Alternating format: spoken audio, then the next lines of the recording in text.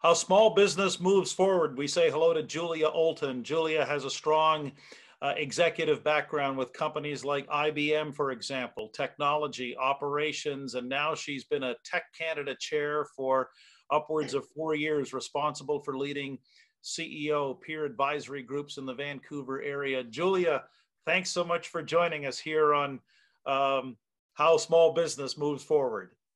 Thank you so much, Gare, for inviting me to participate in this interactive discussion in this chaotic time. Well, as you and I were talking earlier, traditional news media is just not equipped to handle the kind of conversations that business leaders need to have. And I know we've got a theme that we're going to explore today, and that theme is organized. But before we do that, tell the folks who are watching a little bit about some of the things you're actually seeing on the ground, because you're responsible for leading a number of other business leaders. And just give us a snapshot, Julia, of what things are like right now. So yes, things have changed in the last few days for sure. Last week, I actually had a face-to-face meeting with one of my tech groups. And at the beginning of the week, I would never have thought that the next day everything started to fall apart. I found that my group, I have two groups. One is a little newer than the other. One group is they're close to 3 years old. So their business is reasonably sophisticated. There are some businesses that have been in business for 40 years. There's others that are 5 years. And I am seeing things happening at both ends of the spectrum. I'm seeing businesses that have been very prudent in their business practices and their policies and their procedures, and they're seeing this as being a time to sort of stop and reflect. And then I'm seeing other businesses that are a little newer, maybe they're a little more edgy in what they're offering to the market, and they've never seen anything like it, and they are scrambling, trying to figure out what's going on. In my second group, most of them are, I've got 2 or 3 that are really, really strong in how they manage and run their businesses. And there are others that are really looking to them to help them move through this time. So I would say that the companies that have cash are probably the exception, and they're the ones that are able to sort of not panic and take some time to look at how they're going to plan their way out of this challenging time. And when you say challenging times, I mean, let's face it, customers are canceling orders, markets drying up. But the reality is, and this is the reality you're facing with the business leaders that you mentor, they still have a business to run.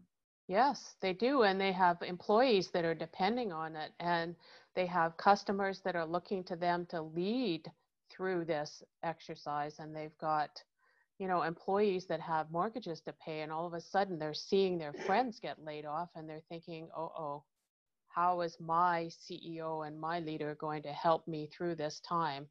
And, it's like no other. I know they keep talking about 2008 being a terrible time as well, and people being able to navigate through that. But there are many of these businesses that I'm working with that weren't part of that 2008 shutdown. And so this is completely new to them. So the theme we're exploring today, and I know it's a theme you believe in deeply, is this idea of now's the opportunity to organize. So would there be like 3 things do you think business leaders have to keep in mind? Because we know, Julia, small business is going to be hit hardest by this and affected most, but what would be the 3 things you would suggest that anyone in any category really needs to pay attention to? So I'm working with my groups to help them do 3 things. One is to help them get their house in order. And what I mean by that is to look at what they're good at, to look at why their customers come back to them time and time again, and what their strengths are. And then I look at what is their message to the market? How have they branded themselves as a business to the market, and how are they presenting themselves? And then the third one is how are they communicating with their employees? How are they calming the people that are depending on them to help them through this time? And how are they managing that? Are they hiding behind an email message, or are they actually putting themselves out in front of their employees, showing their faces so their employees can see they're calm, they're not bothered by this, even if they're in the background completely shaking? If they can put a face on the screen that shows that they are there for their employees, Mm-hmm. they're going to calm everybody, and the people will start to believe that this leader that they committed to is actually going to be able to work them through it. You know, that's an interesting. I like hearing that, because I would say one thing Dana and I have been talking about, how now's the time to be real more than ever. I mean, let's face it, we're all working from our homes and our home offices. Some of us have security people.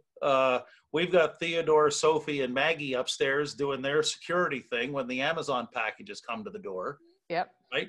So what I'm hearing from you, Julia, is you're seeing it too, how leaders really, like we were talking earlier, how a guy like Jeff Hoff, for example, would be a great example of how you have to be out there and just be upfront about what's going on. Yeah. And, you're seeing it, I think, even I realize it's a completely different environment, but we're seeing it from our politicians. We're in Canada.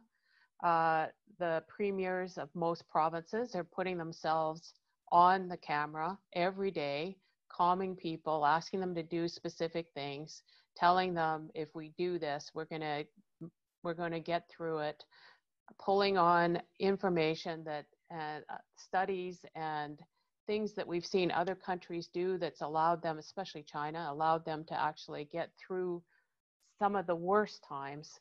And I think it's an opportunity for our leaders to actually step up and show leadership.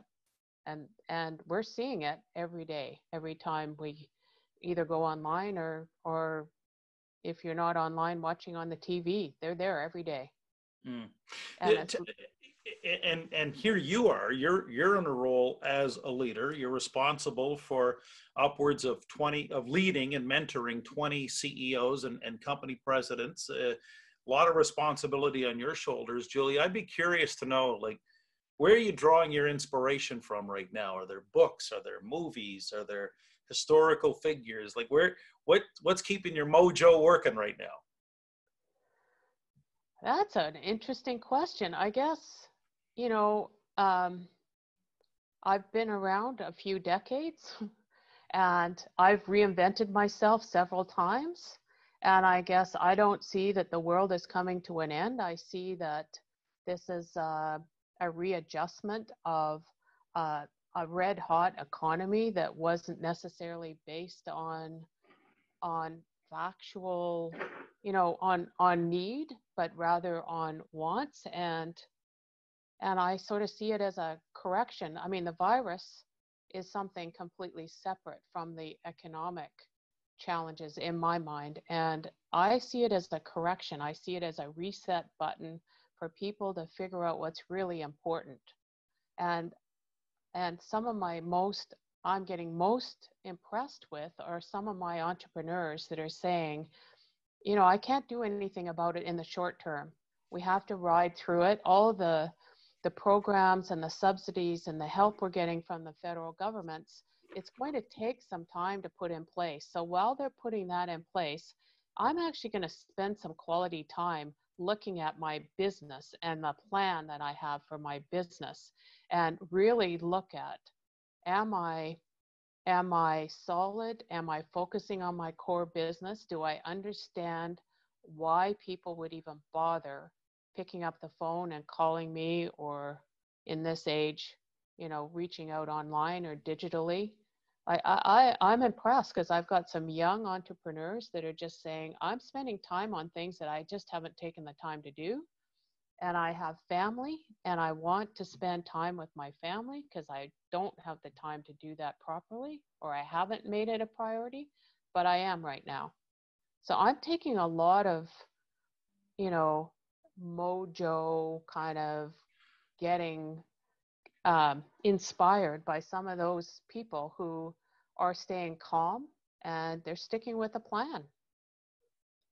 Well, these are times to not only stay calm, but also, like you just said, to if you've ever done any sort of personal or professional reinvention, you know, Julia, that there is another side to this.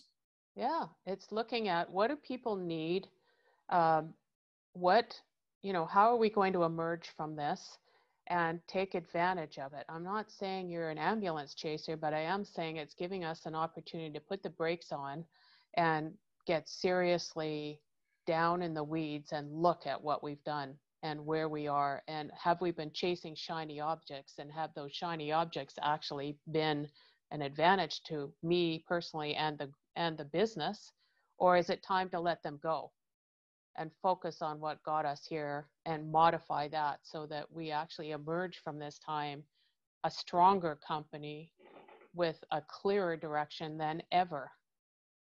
And to your point, and a very clear message, and also one that actually connects with the people that you're responsible for leading. Julia, thanks so much for doing this.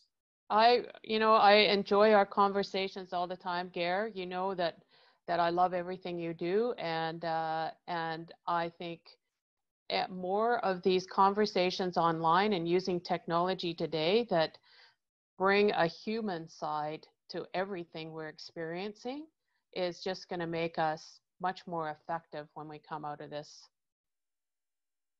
chaos. I'll call it chaos because it is really chaos.